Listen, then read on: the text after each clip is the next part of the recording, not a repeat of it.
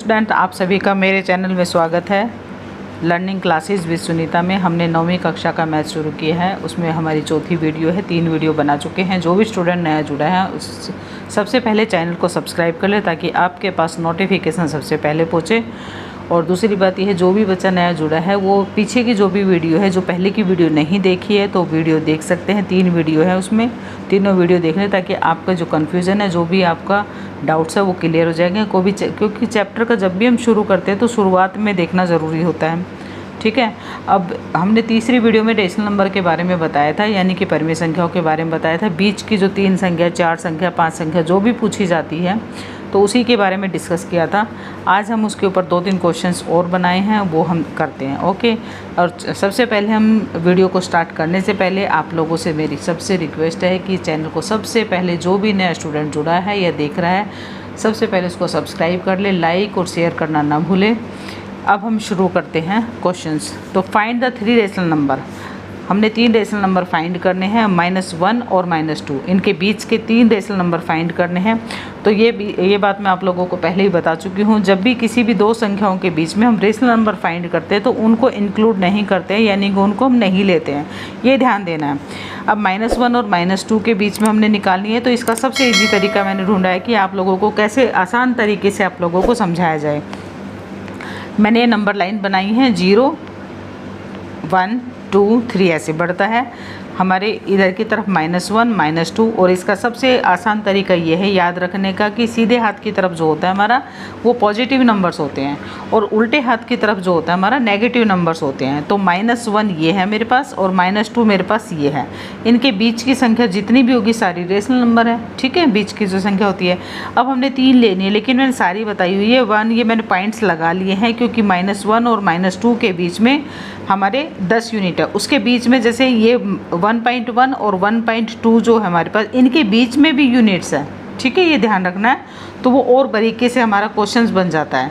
तो अभी जो हमसे पूछा है वो -1 और -2 के बीच में पूछा, तो हम उसी पे फोकस करते हैं, उसी के ऊपर हम ध्यान देते हैं। तो ये हमारा बनेगा सीधा डायरेक्ट क्वेश्चन हम बना सकते हैं -1.1।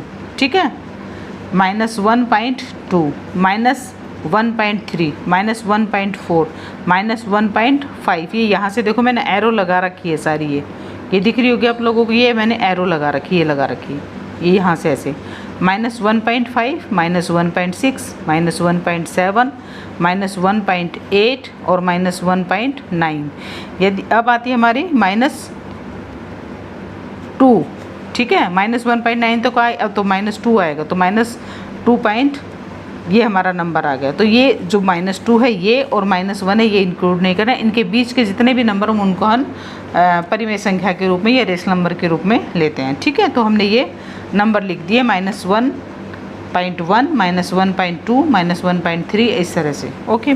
अब आता है इसका एक दूसरा भी मेथड है हमारा, तो उस मेथड को देखते हैं, जिसको हम अल्टरनेटिव मेथड बोल सकते हैं, अदर मेथड बोल सकते हैं। जो आपको इजी लगे वो करना है। अब मैंने एक बार इस पे नंबर लाइन पे बता दिया तो आपको इजी तरीके से समझ सकते हैं। ये बनाने की भी ज़रूरत नहीं पड़ेगी आपको, सीधा आपको समझ आ जाएगी हमने कैसे क्वेश्चंस करना है। इसके अलावा कोई और क्वेश्चंस आता है वो भी आप कर सकते हो। जैसे हमारा -2 और 2 + 2 के बीच की यदि बीच की संख्या पूछे तो भी हम बता सकते हैं। 3 पूछेगा तो वैसे ही बता देंगे, -1, 0 और 1 ये वाली। ठीक है, तो इस तरह से हम फाइंड कर सकते हैं। यदि 1 और 2 के बीच में पूछता तो हम इसके बीच की नंबर की संख्या ले सकते हैं। ओके। अब आता है हमारा, जैसे कोई भी रेशनल नंबर 2 के बीच की जब संख्या पूछी जाती है तो उन दोनों रेशनल नंबरों को हम जोड़ते हैं और 2 से भाग करते हैं। छोटी सी बात हमने ध्यान देनी है, 2 रेशनल नंबर जो भी हमें दिए हुए हैं उनको सबसे पहले जोड़ते हैं, उसको 2 से डिवाइड करते हैं, यानी कि भाग करते हैं। हमारे पास 2 रेशनल नंबर कौन से हैं, -1 और -2 है। हम उन्हें उन दोनों को जोड़ा और 2 से डिवाइड कर दिया। ठीक है, -3/2 आ गया। अब हमारे पास एक रेशनल नंबर ये हो गया -3/2। जिन बच्चों को ये यहाँ पे प्लस का साइन है, ये यहाँ पे माइनस का साइन है, तो हमने प्लस करना है या माइनस करना है, ये हमने विचार करना है कि ये, क्योंकि 9th क्लास के बच्चे मोस्टली बच्चों को आता होगा। यदि जिस बच्चे को नहीं आता है, कई बार ऐसा होता है कि कन्फ्यूजन होती है, बहुत बार होती है कन्फ्यूजन, ऐसा नहीं कि सबको सब कुछ आता है।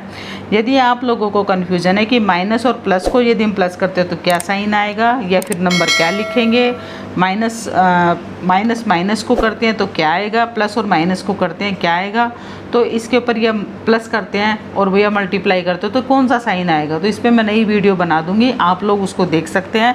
लेकिन वो आपको बताना पड़ेगा कमेंट बॉक्स में कि इसके ऊपर आप हमें समझा सकते हो, तो हमें समझाइए, तो मैं उसके ऊपर आप लोगों के अलग से वीडियो बना दूंगी। ओके, अब आता है हमारा इसको दूसरा नंबर जो हमने फाइंड करना, वो देखना है कि माइनस, ये जो आया है हमारे पास पहला नंबर जो आया उसी को लेंगे -3/2 प्लस -1। एक नंबर जो पहला नंबर चाहे वो उठा सकते हैं, दूसरा नंबर कोई भी उठा सकता है, दोनों में से एक नंबर उठाना है, ठीक है। तो मैंने -1 लिया इसमें पहले, तो -1/1 ले लिया, क्योंकि इजी हो जाता है, इसे नीचे कुछ नहीं तो मैं 1 लगा सकती हूँ, तो इसको फाइंड करना इजी हो जाता है, यानी कि आसान हो जाता है। अब ये -3/2 है, ये -1/1 है, इसके सारे के अपॉन में 2 है, क्योंकि 2 से तो हमें हर बार डिवाइड करना पड़ेगा यदि हम उनके बीच का नंबर रेशनल नंबर फाइंड कर रहे हैं तो, ठीक है। अब इसका एलसीएम लेंगे तो हमारे पास 2 आता है, ये -3 के नीचे -3 और -2, क्योंकि 1 को 2 से डिवाइड करेंगे तो 2 आता है, ठीक है, ये इसलिए 2 आया है। यदि एलसीएम और एचसीएफ में भी कोई दिक्कत है आपको, तो वो भी मुझे कमेंट बॉक्स में बता सकते हो आप लोग, मैं दूसरी वीडियोज़ के लिए भी आप लोगों के लिए बना दूंगी, या बना के अच्छे से समझा दूंगी, 1-2 क्वेश्चन जो भी होते हैं ईजी तरीके से, ठीक है।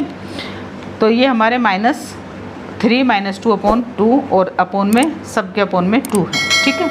अब ये हमारा नीचे आएंगे तो हमारा 2 से 2 की मल्टीप्लिकेशन हो जाएगी तो 4 बन जाएगा, तो -5/4 हो गया।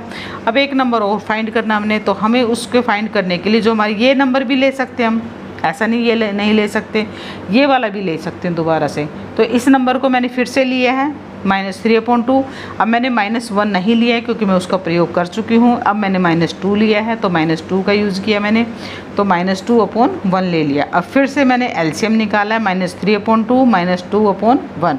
इसका जब एलसीएम निकाल के करेंगे तो -3 -4/2 आ जाएगा और सारे के अपॉन में 2 आएगा। अब इसको जब हम करते हैं, सॉल्यूशन निकालते हैं, तो -3 को 4 और -4 को ऐड कर देंगे तो -7 हो जाएगा। ये अपॉन 2 जो है वो नीचे आएगा हमारे, इसके डिनोमिनेटर के साथ मल्टीप्लाई होगा तो -4 हो गया। तो हमारे 3 नंबर हमारे फाइंड हो गए। इस तरह से हम फाइंड कर सकते हैं।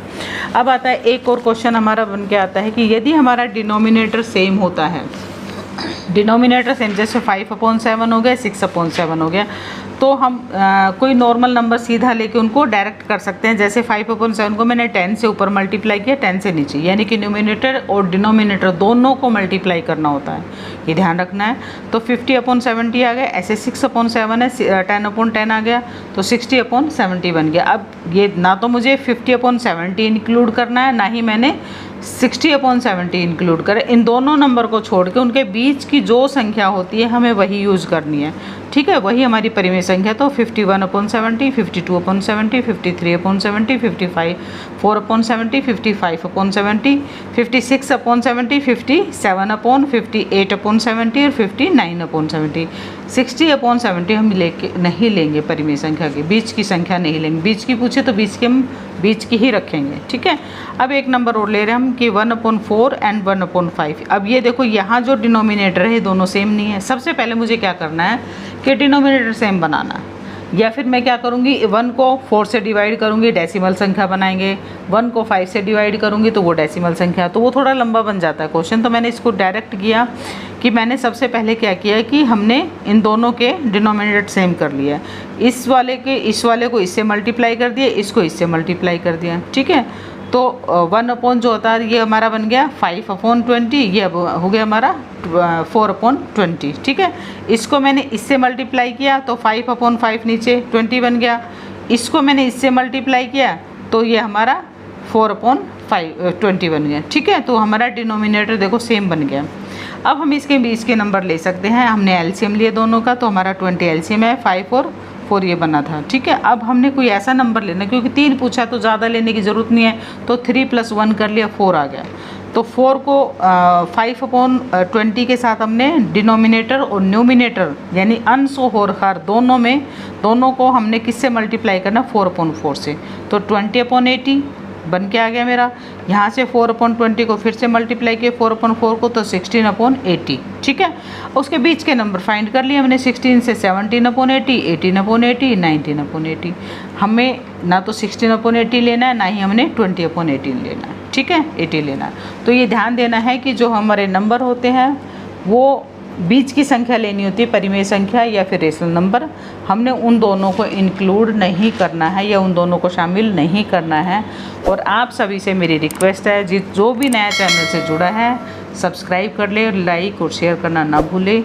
जो भी आप लोगों को अभी कुछ कमी लगती है तो वो आप कमेंट बॉक्स में बता सकते हैं, उसको मैं दूर करूँगी और अच्छे से समझाने की कोशिश करूँगी। Thank you.